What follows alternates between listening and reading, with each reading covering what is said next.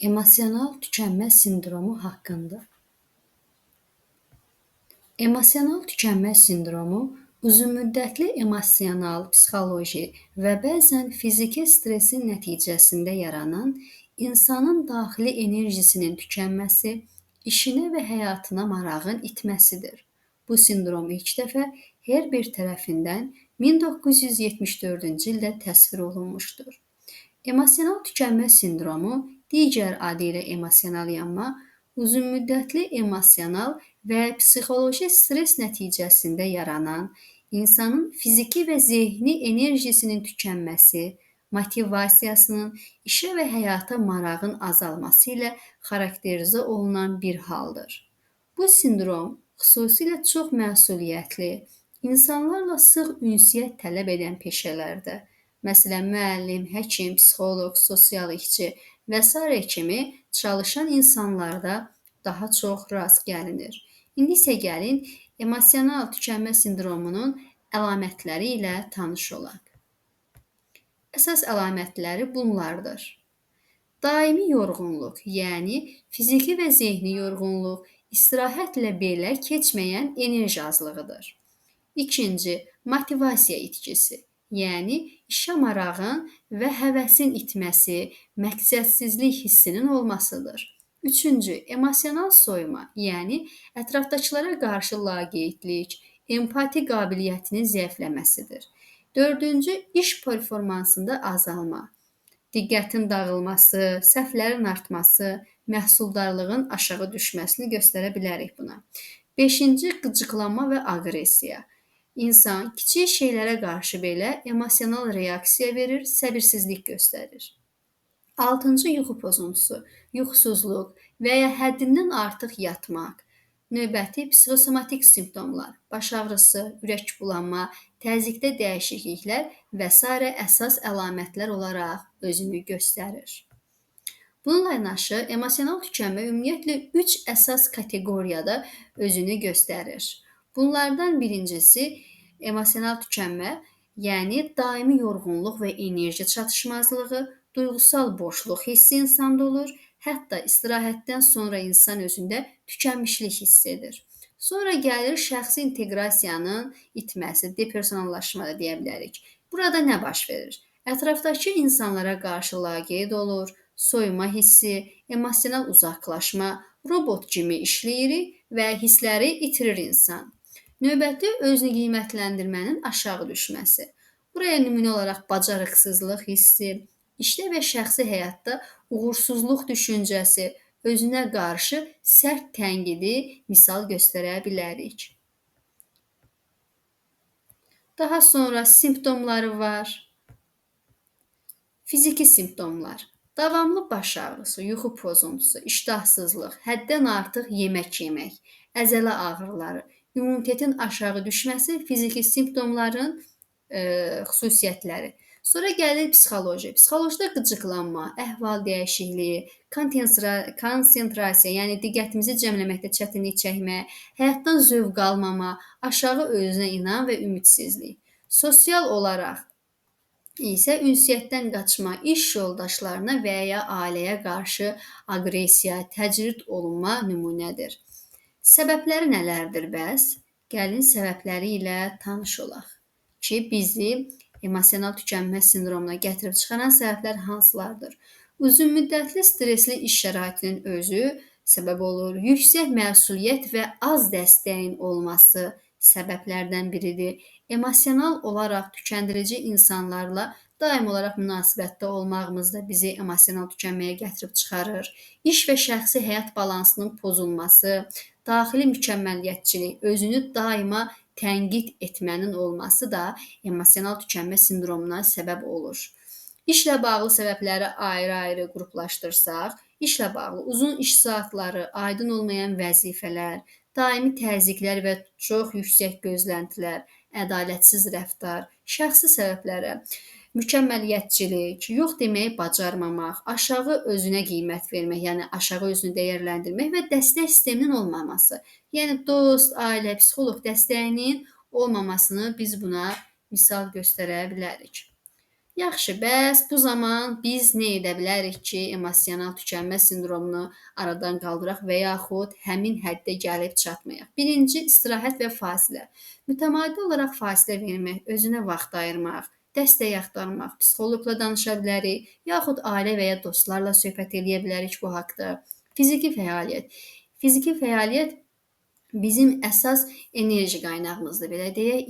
İdman və aktiv həyat tərzi emosional həmin o tükənməni aradan qaldırır. Sərhədlər qoymaq, iş və şəxsi həyat arasında balans yaratmaq, məqsədlərin yenidən qiymətləndirilməsi, öz gözləntilərimizi reallığa uyğunlaşdırmağımız bizi bundan yaxa qurtara bilər.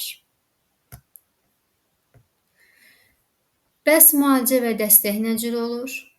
Psixoloji yardım üçün koqnitiv davranış terapiyası, stresslə mübarizə texnikaları, bir də dəyişikliklərə yönəlik terapiyalar belə deyim, üstünlük təşkil edir. Fərdi tədbirlərə istirahət və tətil, həyat tərzinin balanslaşdırılması, meditasiya və ən önəmlisi nəfəs məşqləri, fiziki fəaliyyət, idman, yürüyüş, yəni gəzinti, yoga, meditasiyanın özü, ailə və dostlarla sosial dəstək, vaxtın keçirilməsi və qidalanmanın yaxşılaşdırılması da vacibdir. İş yerinə dəyişikliklər edə bilərik. İş saatının azaldılması, məsuliyyətlərin bölünməsi, psixoloji dəstək proqramlarına qoşula bilərik. Sonra qarşısını almaq üçün özümüzün əlimizdə olan fürsətlərimiz nələrdir? Öz sərhədlərimizi tanımaq və yox deməyi öyrənməliyik. Düzgün gündəlik rejim qurmaq bizim üçün əsasdır. Hobbilərimizlə məşğul ola bilərik boş vaxtımızda, sosial dəstək almaq və davamlı şəkildə istirahət etmək. İstirahət edərkən də bu istirahəti özümüzə vaxt ayıraraq etməliyik.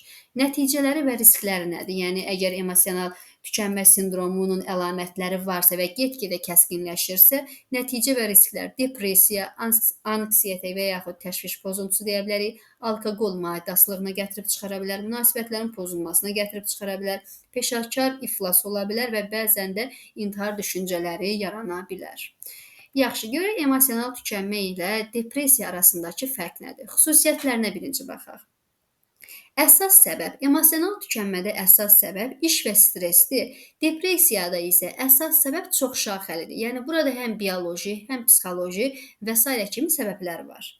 Enerji itkisi. Emosional tükənmədə enerji itkisi daha çox işlə bağlıdır. Bizim karyeramızla, işimizlə bağlıdır. Depressiyada isə ümumi həyatla bağlıdır. Sonra marağın itkisi. Emosional tükənmədə peşəyə və insanlara qarşı maraqda azalma müşahidə olunur. Amma depressiyada həyatın bütün sahələrinə qarşı maraq itir. Bəs müalicəsi emosional tükənmədə dəyişiklik və psixoterapiya aradan qaldırmağa köməklik göstərir. Hətta deyərik aradan qaldırır. Depressiyada isə psixoterapiyadan yanaşı bəzən dərman müalicəsinə ehtiyac olur.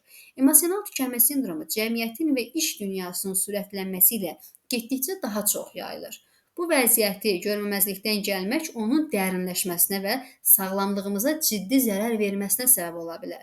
Erkən tanıma, yəni vəziyyətimizin nə yerdə olduğunu bilmək və müdaxilə, bərpa yollarını qısa zamanda həyata keçirmək bizim üçün vacibdir. Sonra gəlirik yanaşma tərzləri. Yəni hansı nəzəriyyələrdə nə cür yanaşmalar olmuşdur. İlk öncə baxaq bizim əsas nəzəriyyəmiz, ilkin nəzəriyyəmiz psixodinamik yanaşma. Buna yanaşmaya görə emosional tükənmə insanın daxili konfliktləri, identiklik problemi və qeyri-real gözləntiləri ilə əlaqəlidir. Özünü daim sübut etməyə çalışan, mükəmməl olmalıyam tipində olan insanlar bu tükənməyə daha çox meyllidirlər. Daxili təzyiqlər, dəyərsizlik hissi, özünə qarşı tənqidi münasibət, davamlı gərginlik yaradır bu kimi təzyiqlər və nəticədə insan emosional olaraq iflas edir. Sonra koqnitiv davranışçı yanaşma nə cürdür? CBT yanaşması emosional tükənmənin əsas səbəblərini düşüncə tərzi və davranış vərdişlərində görür. Əsas psixoloji faktorlar. Birinci, avtomatik mənfi düşüncələr. Məsələn, yetərincə yaxşı deyiləm. Əgər hər şeyi çatdırmasam, deməli uğursuzam. Sonra gəlir ağ-qara düşüncələr. Ya uğurluyam, ya tamamilə uğursuzam. Perfeksionizm. Sonra gəlir qorxular və nəticələrə dair şişirdilmiş gözləntilər. Bəs tətbiq olunma üsulları nələr ola bilər? Düşüncələrin qeydə alınması ola bilər. Yəni düşüncələrimizi qeydə alırıq və onları təhlil eləyirik. Yeni, real düşüncə formalarının qurulması, davranış dəyişiklikləri və pozitiv gücləndirmədən stressin idarə olunması texnikalarından istifadə edə bilərik. Humanist yanaşmaya baxaq. Humanist psixologiyada emosional tükənmə insanın özünü ifadə edə bilməməsi, daxili dəyərlərinə uyğun yanaşmaması ilə bağlıdır. Əgər insan öz potensialını reallaşdıra bilmirsə, bu daxili məyusluq və psixoloji boşluqla nəticələnir. Burada əsas məqsəd şəxsiyyətin özünü dərk etməsi və özünü qəbul etməsinə kömək etməkdir. Pozitiv psixologiyada isə emosional tükənmənin aradan qaldırılmasında, qarşısının alınmasında bu elementlərə fokuslanırıq. Minnətdarlıq təcrübəsi, fərdin bir işi tam həyata keçirməsi və bu zaman ondan zövq alması, məna və məqsəd tapması və optimist düşüncə tərzinin inkişafı. Növbəti psixoloji müdafiə üsulları haqqında da qısa bir məlumat alaq. Koqnitiv davranış terapiyasında düşüncə və davranışların dəyişdirilməsi əsaslı, daha çox iş yükü çox olan stressli şəxslərə tətbiq olunur. Aktda isə daxili narahatlıqları qəbul etmək və dəyərlərə əsasən hərəkət etməkdir. Bu da emosional özünü tənqid yaşayanlarda daha effektlidir. Diqqətli fərqindəlikdə isə indiki anı dərk etmə və sakitlik. Bu da daima gələcəklə bağlı narahat olanlar üçün effektlidir. Eydemir və yaxud travma əsaslı terapiya isə keçmiş emosional travmalarla bağlı işlənilir burada və emosional tükənmə sindromu olsun və bu travmatik hadisə ilə bağlıdırsa, bu terapiya üsulundan istifadə olunur. Psixodinamik terapiya isə dərin daxili konfliktlərin analizidir. Bu da özünü və emosiyalarını dərk etmək istəyənlər üçün daha əlverişlidir. Əlavə psixoloji texnikalara nələr eləyə bilərik? Proqressiv əzələ relaksasiyası, nəfəs məşqləri, reflektiv yazı vərdişlərini misal göstərə bilərik. Emosional tükənmə yalnız yorğunluq deyil. Bu, dərin psixoloji balanssızlıq və mənəvi qopmaların nəticəsi olur. Ona görə də müalicə və bərpa prosesi yalnız istirahətlə deyil, psixoloji dediyimiz texnikalarla da dəstəklənsə daha effektli olur.